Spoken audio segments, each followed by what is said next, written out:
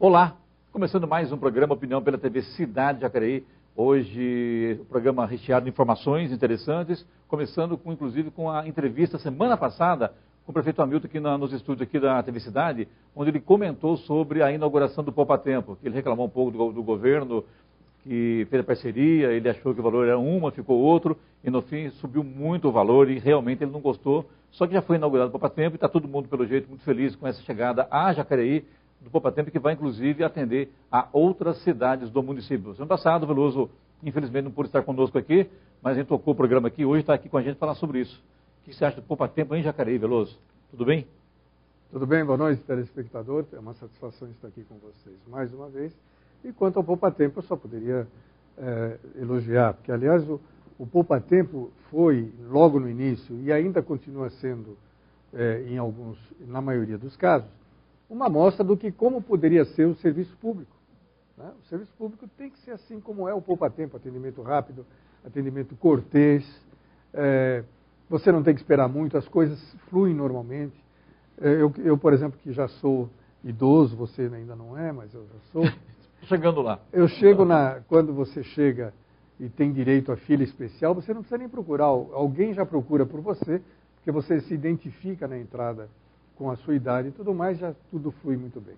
O Jacareí Jacareí merece isso e realmente nós ficamos satisfeitos com isso. Lembrando que o Poupa Tempo de Jacareí ele vai atender também outras cidades da região, como Guararema, quem mais aqui? Garatá, Salesópolis, Santa Branca e também Santa Isabel. E são 21 serviços eletrônicos em Jacareí para toda essa região. Então, realmente, é uma chegada, uma bem-vinda a Jacareí. O Poupa Tempo vai ficar ali na Avenida Getúlio Vargas, 1340. Agora, o valor aqui do investimento foi de 3 milhões de reais, sendo que 1 milhão foi da Prefeitura e 2 milhões do governo do Estado. E mexeu no caixa da Prefeitura e o prefeito não gostou muito. Agora, por outro lado, está mexendo também na Praça Conde Fronten, que falou que deve ficar em torno de 300 mil reais, mas com certeza vai ficar muito mais que isso, né, Veloso? Corre do duro, é só a gente fazer a conta da promessa e ver como é que está bem diferente. Claro, o serviço público, muitas vezes você não sabe como vai terminar. É muito complicado, Clemente, muito complicado no Brasil, esse andamento do serviço público. E embora tenha o seu lado bom, o mandato de 4 anos agora, prorrogável, né? Mal dá para cada gestor fazer o seu trabalho, porque a burocracia segura muito. Então vamos mudar então, vou colocar então para 15 anos para cada um, tá bom ou não? Pelo amor de Deus, resolve o problema? Faça isso, não. Deixa como está, que está muito bom. Eu só estou dizendo que, ao contrário, deixa os 4 anos e acelera-se o serviço. Né?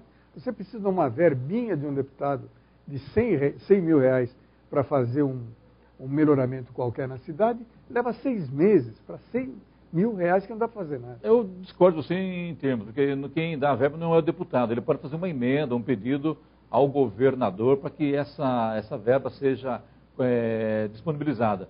Mas o deputado mesmo não tem tanta força assim quando se fala de verba, né? A não ser quando há o interesse político. Quando há o interesse político de ambas as partes, a coisa funciona. Caso contrário, esquece. Ainda mais se for deputado de oposição. Aí que a coisa vai só na época da eleição, né, Veloso?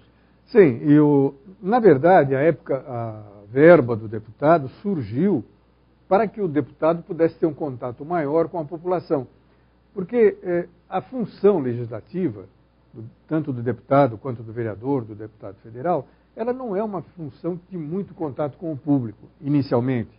Eles têm que apreciar as leis, têm que fiscalizar os atos do prefeito, ou do governador, ou do presidente, enfim. O trabalho legislativo é muito mais complexo, muito mais absorvente e não aparece. Então, o que acontecia? Os deputados precisavam de alguma coisa, eles acharam que precisavam de alguma coisa que os mantivesse no poder. E uma das saídas foi essa, uma verba que é dada pelo Executivo, porque o Legislativo não tem verba própria, e inventaram essa história das emendas parlamentares. Então, essa emenda é uma negociação que o governador, o presidente, o prefeito faz com o Legislativo, para que dê mais ou dê menos, para que eles possam se manter no poder fazendo a sua propaganda política. É ruim, porque o certo seria o gestor, no caso o prefeito, ter essa verba, fazer o trabalho e pronto. Não precisava um deputado estar pedindo. Sem falar que tudo acaba nisso, É mentira esse negócio que tudo acaba em pizza. Tudo acaba, às vezes, em corrupção. Ou na pizzaria. Uma corrupção na pizzaria. Aí já tem aquele negócio do deputado, de alguns deputados, direcionarem, conseguem a verba para o município e direciona o trabalho a ser feito para uma empresa sua conhecida, e aí a coisa degringola. Não tem coisa mais arcaica no Brasil, na minha opinião, do que a lei de licitação. Ela é burocrática, ela é quadrada, ela atrapalha toda uma administração pública, ela atrapalha todo mundo, ela faz com que dá brecha para a corrupção, enfim, né? É uma lei que deveria ser refeita o mais rápido possível. Mas como fazer lei no Brasil? A coisa é complicada, porque aqui tudo é antigo, tudo é arcaico, não tem jeito, né? Peraí, Clemente, a lei da licitação foi feita exatamente para acabar com a corrupção. E acabou? Não, apenas transferiu para outro lado. Ela ajudou, melhorou. Mas veja bem, apesar da lei da licitação ser dura, ser mais, ela é mais abrangente na fiscalização, mesmo assim, você está vendo aí no Vale do Paraíba, prefeitos sendo punidos, porque, apesar da lei de licitação, eles deram um jeito de furar a coisa. E, às vezes, a coisa não é feita nem com tanta, digamos, com tanta elaboração, com tanta cabeça, não. O cara mete a mão mesmo. E depois vai ver o que acontece. Infelizmente, a coisa funciona assim. Está saindo um livro, não, já foi publicado há coisa de 30 dias, um livro publicado por um juiz eleitoral. Chama-se Sua Excelência, o deputado, nobre deputado, chama-se. Ele cria, é um romance que ele cria. Tem um autor gaúcho até, parece, né? Se eu não me engano. Ele cria personagens de ficção, mas que você vê quem são os personagens, e mostra como são os bastidores da política, infelizmente. Eu não queria mais usar essa palavra, porque eu estava assistindo os meus programas, eu vi que eu falava muito infelizmente. Então eu já tinha esgotado o meu estoque de infelizmente. Mas infelizmente eu tive que usar novamente. Então, realmente a coisa funciona assim. Não se sabe, é o grande desafio da honestidade humana, é acabar com a corrupção. Realmente. Voltando aqui ao assunto aqui de Jacareí agora, Veloso, sobre a implantação de coletores tronco para despoluição do córrego seco, que vai interligar ali com a ETE, né? ETE, ali na região ali da Xereira, ali na Malik Assad. Parece que agora a coisa caminha, parece que caminha. Até porque isso aí é do governo anterior do atual prefeito. A previsão era porque a obra ficasse pronta em 4 anos. Era chefe do prefeito. Já se passaram 2 anos do tempo e até agora nada, né? É o que você acabou de dizer, é a velocidade das coisas no poder público, como é que acontece. Só queria uma curiosidade, mas se o córrego é seco, como é que você vai despoluir? Não precisa responder. Não vou responder. Não, aqui fazer que o esgoto lançado no coletores. Os coletores. Não, está aqui, ó. O esgoto lançado no córrego seco será coletado e enviado para a ET Central, onde será tratado juntamente com os resíduos domésticos retirados do córrego do Turi. Cá entre nós. Hoje eu estava ali no Parque Cidade e o mau cheiro continua. Já podia ter eliminado isso há muito tempo, né? Não só ali, como também aqui, na altura aqui da Santos Dumont, com a Major Acácio Ferreira, na curvinha da igreja Nossa Senhora Aparecida, ali próximo ao prédio ali do Jardim Liberdade, do edifício Liberdade, aqui atrás, aqui, verdade, tá? E ali, realmente, o que é despejado do Rio Paraíba de dejetos, uma coisa impressionante, é uma pena, é uma judiação, realmente ali... São 250 mil habitantes que estão despejando sujeira ainda bem, pura ali, não entre em pânico, telespectador, porque joga-se o esgoto depois da captação. A captação está mais acima, 100 metros acima. Acho que não chega a 100 metros acima a captação de água, hein? Isso. Que é ali onde está o SAI. Aqui perto. Um pouco antes, é verdade. Então não chega. Um pouco antes não chega. Então, mas está vindo lá de São Silvestre, outras cidades. Sabe que Guararema não polui? Santa Branca não polui? Nós poluímos outras cidades. Né? Também, né? Nós somos uma das primeiras cidades. Por sorte, o rio começa a poluir aqui em Santa Branca, que não tem muitos habitantes, a coisa vem mais ou menos limpa, tem decantação no caminho. Faz tempo que não vai Santa Branca, viu? Porque é uma coisa complicada, viu? Não é mais como era antigamente, não. Santa Branca hoje está bem... Mas não tem nem semáforo. Hein? Não tem nem semáforo, vai ter Eu não vou nem falar nada, Veloso. Brincadeira. Eu sou de Santa Brincadeira, Branca, Santa Branca. Mas Santa Branca está muito bem, está muito legal. Semáforo não precisa, o pessoal lá respeita o trânsito. Sabia disso, né? Sim, sim. Como em Jacareí. Pode atravessar na faixa que não tem farol, que ninguém te atropela. Não tem nem faixa de segurança lá para pedestre. Seguinte, voltando ao assunto aqui, inclusive a gente acaba ouvindo, tem hora, dá vontade de rir, que já o Rio Paraíba já começa a ter peixe. Gente, tá de brincadeira, né? Não, ter peixe tudo bem, gente, mas Paraíba comer esse poluído, peixe... meu, e quem enganar quem, né? Até pode ter algum lugar, pode ter peixe. Mas, eu sei, num trecho ali ali na altura ali da Embrac, antiga, que hoje é o Airix, ali o pessoal ainda cria peixe. Mas eu sou da época de Santa Branca que tinha Corimbatá, Dourado. Hoje não, é só mandica, mandichorão e mais nada. Lambari, tinha muito lambari. Hoje nada, não tem mais, então não sobrevive. Agora dizer que o rio está voltando à origem dele, é uma balela para boi dormir, viu? Bom, o peixe também adquire resistência, né? Eu acho que o problema não é só ter peixe, o problema é depois esse peixe ser comercializado. Como é que funciona isso? Agora deve ter, Clemente, porque eu da janela da minha casa, eu vejo do outro lado da margem do rio, tem lá um senhorzinho, uma meia dúzia de pessoas que estão todo dia lá pescando. Se eles estão todo dia lá, deve ter peixe, ou eles estão tentando pescar o primeiro. Eles pescam para baixo da onde é despejado o esgoto? Pra baixo. Então eles pegam peixe poluído. Em frente àquele prédio que a gente... É bem para baixo. É quase já na ponte. Ali tem muita gente pescando.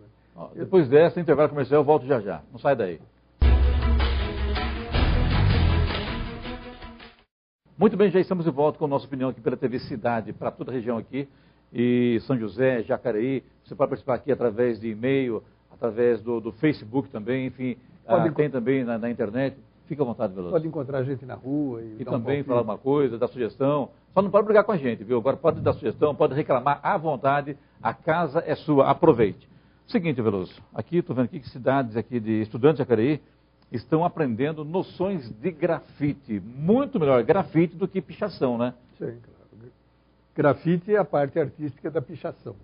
Ou seja, grafite é uma arte, grafite tem cultores de arte, tem escolas. Na internet sempre circula alguns vídeos, algumas fotos de pessoas que fazem uns trabalhos maravilhosos em 3 dimensões, uma rua que dá sequência no buraco, né? Da impressão que você entra. É um trabalho muito bem feito. Agora, eu tenho minhas dúvidas, Clemente, sem desmerecer o trabalho, que deve ser muito bem feito, e continuar assim, porque ele pode não resolver totalmente o problema do grafite. Não tem nada uma coisa... O trabalho da pichação. Tá. Não tem nada uma coisa a ver com a outra. Uma coisa é a pichação e outra coisa é o grafite. A gente não evita o grafiteiro ensinando para ele ou não corrige o pichador ensinando o grafite para ele. Eu não vou falar, infelizmente, como eu já disse, eu já esgotei. Mas não tem nada uma coisa a ver com a outra. São 2 coisas separadas. Por quê? Porque na pichação tem a aventura. O cara fazer escondido. É o vandalismo, né? O vandalismo. É você estragar aquilo que não é seu, né? Exatamente. Lá, prédio público, prédio particular, isso para mim é vandalismo. Agora, no caso aqui, o grafite não, é arte, né? Arte desde que o local onde você vai fazer o grafite, ele seja autorizado, porque senão também acaba sendo vandalismo. E outra coisa, vamos pensar um pouco na cultura, né, gente? Vamos, no caso, relembrar os grandes nomes desse país, né? Agora, cá entre nós, incentivar o grafite e colocar a figura do Neymar é brincadeira, né? Aí também tá demais, né? Até então, sexta-feira. Eu acho que dá para respeitar, a gente está vivendo uma Copa do Mundo, mas vamos pensar em coisas legais, né? Por exemplo, né?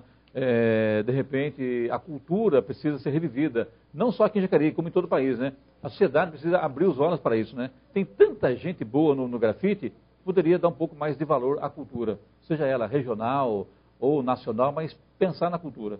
Então, acontece que a arte é livre, Clemente. A gente não pode, no momento em que você começa a balizar a arte, ela deixa de ser arte. Então, uma das características da arte é a liberdade de expressão.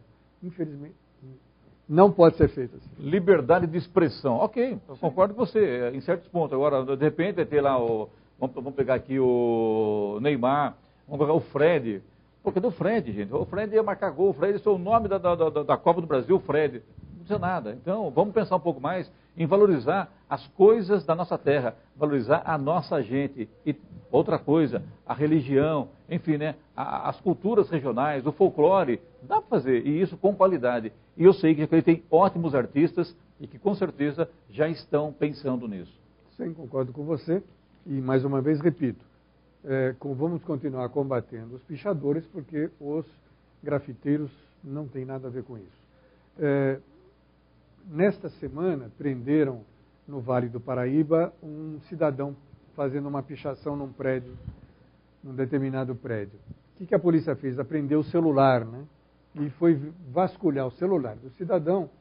Tinha os vários locais que ele fez a pichação, porque eles guardam esses locais como trunfo, sei lá, como vitória do que eles estão fazendo. Como um troféu, né? Troféu.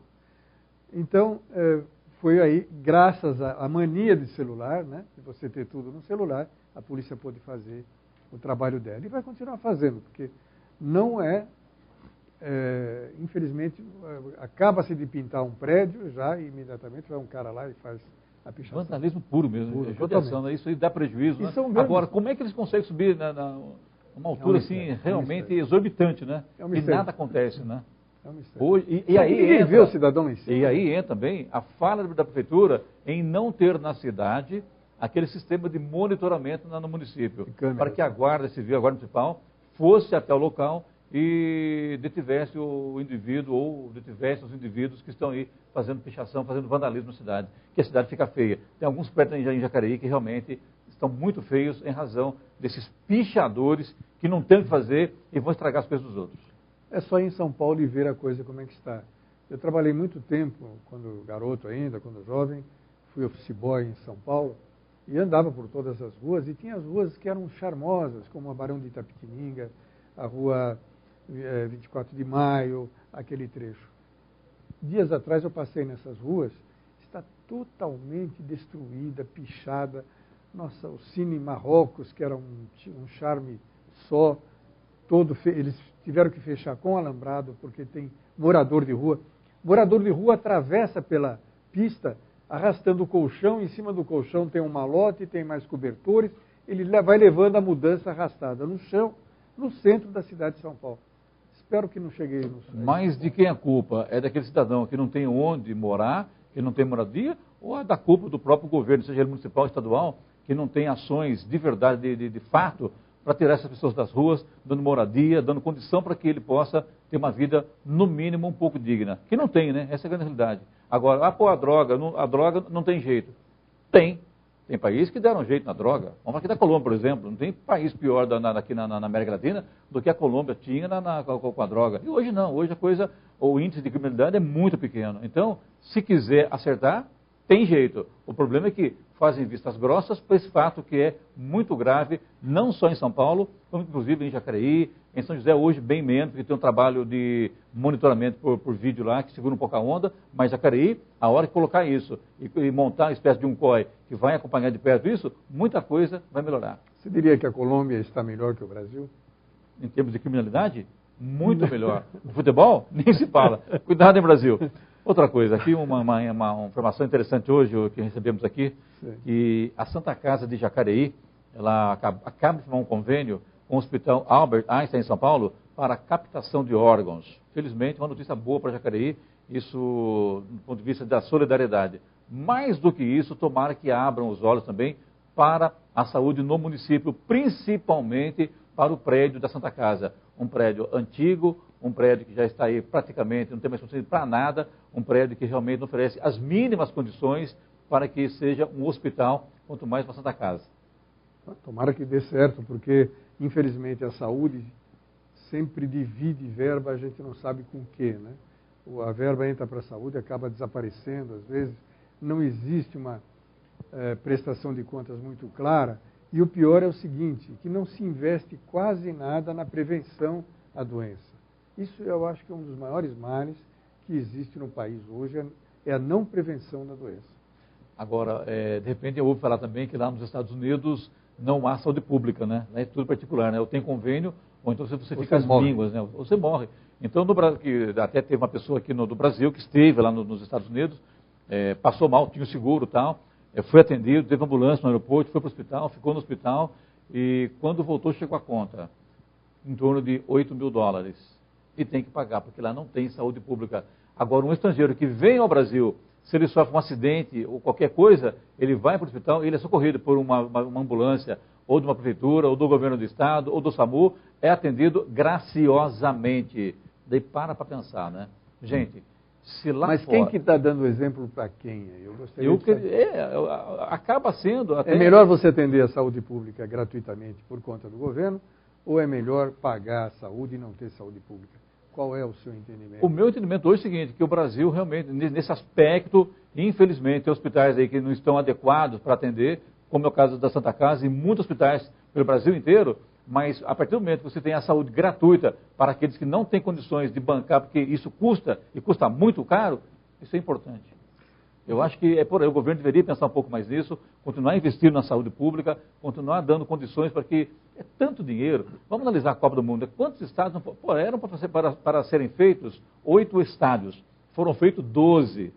Isso custou muitos milhões de dólares. Não dá para pegar um terço desse dinheiro e investir na saúde para ter um pouco mais de qualidade para pessoas carentes. Não para quem tem condições de pagar seguro de saúde. Você, por exemplo, eu, o Gino, o Rodrigo, que graças a Deus tem um pouco mais de condições. Mas realmente aquela população que sofre com a falta a parte financeira, que não tem condições de bancar um plano de saúde, deveria ter um atendimento no mínimo digno, né? Infelizmente não tem. Eu acho que também as pessoas, a saúde já deve ser ensinado a prevenção à saúde, o cuidar da saúde desde a escola, para a criança ter uma cultura de prevenção de saúde. Porque quem precisa saber melhor de si mesmo, da própria saúde, é a pessoa. Infelizmente isso não acontece. Eu me penitencio nesse sentido, que eu também era assim. Até eu ter uma doença que eu, graças a Deus, resolvi, mas muitas vezes por desleixo, por não cuidar, por falta de cultura, a gente acaba engrossando as fileiras da saúde. Infelizmente, os maiores gastos do Brasil, do país, são com a cura das pessoas, com o atendimento à saúde, e é o pior serviço que muitas vezes nós temos. Mas hoje o gancho é o seguinte, prevenção. Então a tendência agora é o investimento na prevenção e não na cura. A cura aconteceu, tem que curar, não tem como. Mas é prevenir para que isso não aconteça. E isso começa, claro, dentro de casa.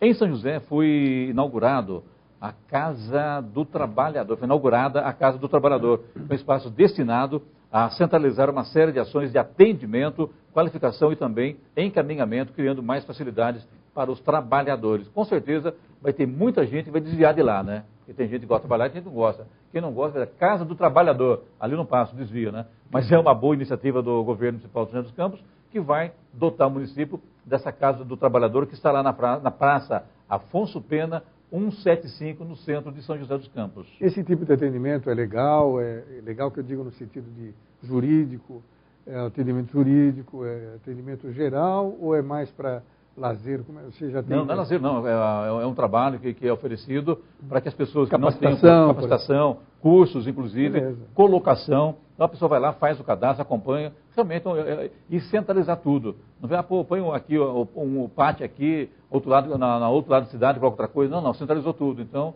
vai ficar tudo ali praticamente... O atendimento ao trabalhador num lugar só. Casa do Trabalhador, em São José dos Campos, foi inaugurada e já está funcionando. É o poupa-tempo do trabalhador. O poupa-tempo do trabalhador, perfeito. Veloso, muito obrigado, sucesso a você. E até semana que vem com mais um Opinião pela TV Cidade. Se Deus quiser, muito boa noite a todos.